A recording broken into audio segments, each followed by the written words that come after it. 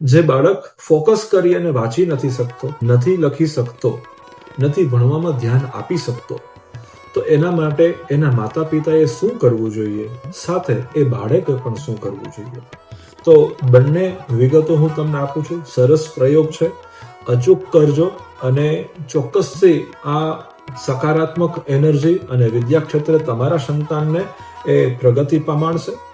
એક પીળા વસ્ત્રની અંદર 5 ગોમતી ચક્ર, 1 હળદરનો ગાંઠિયો અને ભીમસેની કપૂર એની અંદર મૂકી અને એને ગાંઠ મારી અને બાંધી દો.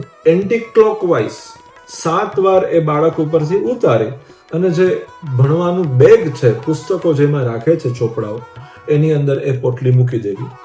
દર મહિનાના ગુરુવારે આને ચેન્જ કરવાની આ જ રીતના રહેશે.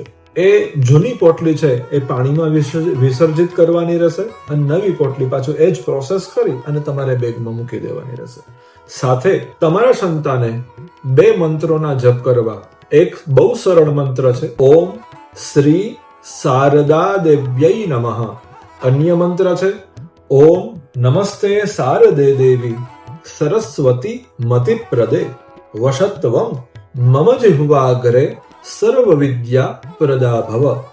આ 2 મંત્રનો બાળક પોતે જપ કરી શકે છે અને માતા પિતાએ પીળા વસ્ત્રવાળો મેં તમને જે કંઈ પણ પોટલીનો ઉપાય કીધો છે એ અચૂક કરજો. તમારું બાળક ખૂબ ભણવાની અંદર પ્રગતિ કરશે. ધન્યવાદ.